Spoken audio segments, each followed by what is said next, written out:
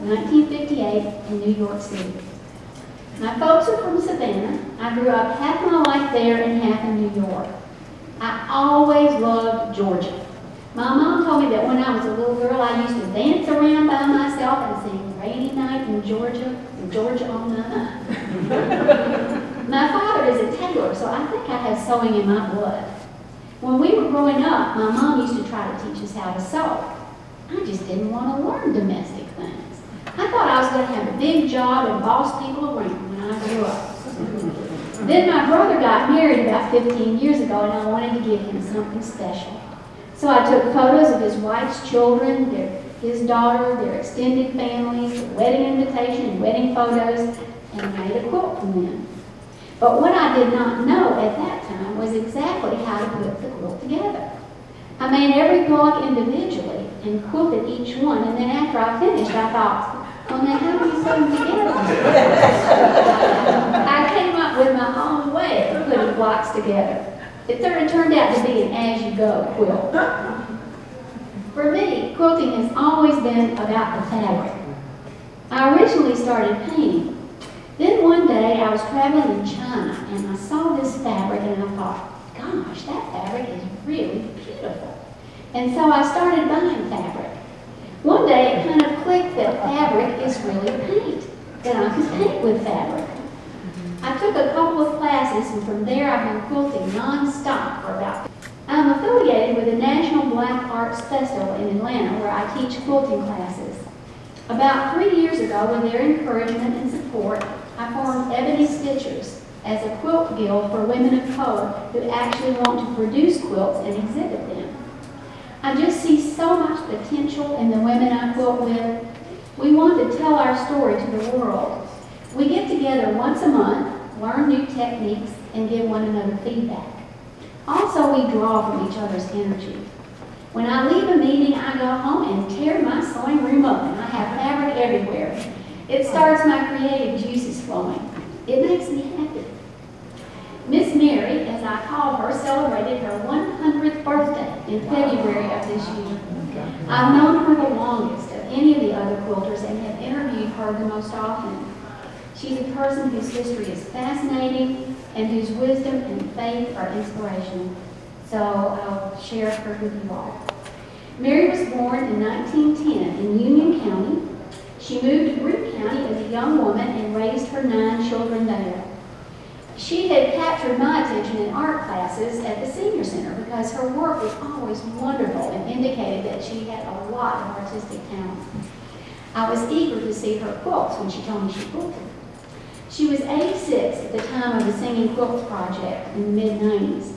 The star quilt she brought to the center, which is this one, to be photographed was really gorgeous. Isn't that wonderful? She later invited me to her home in Williamsburg to see more of her quilts.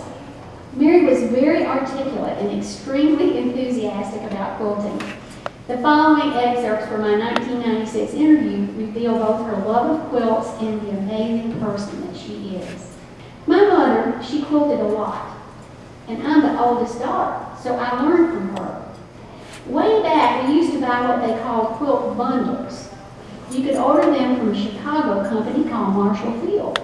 They had big and little pieces of material. My mother would take the little ones and put them in a pile when she got through the big ones. Then she would piece string quilts on paper. And Mary was showing me this quilt, and I was admiring the border on that quilt. And I liked the fabric, and I asked her where she found it. Well, I'll tell you. That was a skirt my daughter bought. She bought it way back when she was little, when they was making good stuff. She outgrew it, so she put it in give it to the Salvation Army. I saw it and I said, now, Aunt, don't do that. Give it to me. I got a string quilt I want to make. This is my hobby, quilting. Quilting and cooking are 2 hobbies I love. Way back when I first started, we was on a farm. My mama used to have about 3 or 4 to quilt around, and that 4 would get tired and they rolled in another 4. They were quilting 2 or 3 quilts a night from about 6 o'clock till 10. They would make these big shares. Now, I can't turn my shares like my mother did. She would turn those shares, stitch down one row, then turn with her other hand and stitch down the next. And another thing my mother could do, and I can't do, she could snatch that thread and pull the knot on the inside. My knots show. My mother knew how to do it, but I never did learn. I would pull mine too hard and break my thread. I learned so much from my mother, and I'm proud I did. When I was growing up, I just wanted to do everything my mama did. It pays you to listen and watch. That learns you a whole lot. I knew my mother knowed, and I just wanted to walk in her footsteps. In 2004, I revisited Mary in her Greensboro apartment. By this time, she was 94, but still able to maintain herself and still quilting. She told me that her children wanted her to move to Atlanta to live with them, and she was resisting leaving Greensboro. She would go back and forth to Atlanta on little short visits. She invited me back to her bedroom to see the monkey wrench quilt that she was working on. Mary always enjoyed quilting on the bed. She would either put telephone books on the four corners of the quilt to weigh it down, or she would pin it to the edges of the mattress to keep it taut. And if you look, you can see her big safety pin there where she has it pinned. At night, she would merely roll the quilt down, and then the next morning, roll it back up, smooth it out, and start all over again. I looked at her and I thought, boy, that would just kill my back. So I asked her if working that way hurt her back. No, ma'am. I'll be just as straight as I am now. You won't believe this, but I can get in here in the morning time about 9 o'clock, and I sit here in this chair until about 12. I might get up to get some water or something like that, but I just sit and quilt, quilt, quilt. In the old days, the women would go to one person's house one night and quilt and another the next. All that was so much fun. I've talked to my grands about it, and they say, Grandma, that life is too hard. I say, let me tell you, that is the best life in the whole world. You know, Grandmama wouldn't sell her life for nobody. What I come through, some of it was hard, but you ain't going to have everything easy. Don't look for it. I tell them, I didn't know that when you got old, you would have a sweet life. And I have a sweet life. My children are so good to me. I do this quilting because it keeps my mind from thinking wrong. I'm thinking about what I'm doing when I'm quilting. I am so thankful the Lord gave me hands that can do.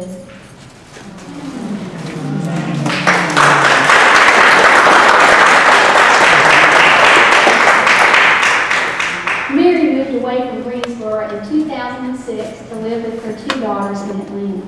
I hadn't seen her in 3 years, but I wanted to interview her during the summer of 2007 to find out how she was and really kind of where she landed. I got her phone number from the senior center and gave her a call one May morning. When I identified myself, she was so happy to hear from me, and with music in her voice, she said, I'm piecing the quilt right now, Diane. Quilting. I love it, I love it, I love it. I could just hear her saying that. I'm 97 and still able to get around. I use a stick, but I can get around. My eyes aren't so good, but I can see well enough to piece. She was staying with her daughter, Elizabeth Wilson, in Decatur, and we made a date for me to come to see her for an interview 2 weeks later. Elizabeth lives in a brick home near Agnes Scott College with a beautiful flower garden and a side yard and a screened porch where she and her mother like to sit. The 2 women welcomed me and ushered me into the living room. Mary looked considerably smaller than the last time I had seen her. Her hair was covered with a turban and she used a cane, but her eyes still sparkled with light and she still had that beautiful presence that I remembered. Elizabeth, who had been mayor of Decatur from 1993 to 1999, was a vivacious woman with a multitude of stories to tell about her mother and her own life history. After chatting for a while, they took me back to a guest bedroom to see a quilt that Mary had made out of t-shirts that had been designed for Decatur Arts Festival during Elizabeth's term as mayor. The quilt had been framed and was an object of great pride for both of those women. So far, I have attended 2 of Mary's birthday parties. Her 99th in February 2009, and in February of this year, I attended her 100th birthday celebration at the Solarium in Decatur. I mean, there was a huge crowd of people, mostly family members, because at age 100, Mary has got children, grandchildren, great-grandchildren, great-great-grandchildren. I mean, they were all there. It was so obvious to me that Mary is held in great esteem by her family. She was presented with the keys to the city of Decatur by a local councilman, a display of her quilts and other handwork-filled one room. Her two baby sisters, both in their, one in the early 90s and the other late 80s, were there. And I tell you what, it was just a celebration I would not have missed. And this was a quilt I made to honor Mary that I presented to her and her family.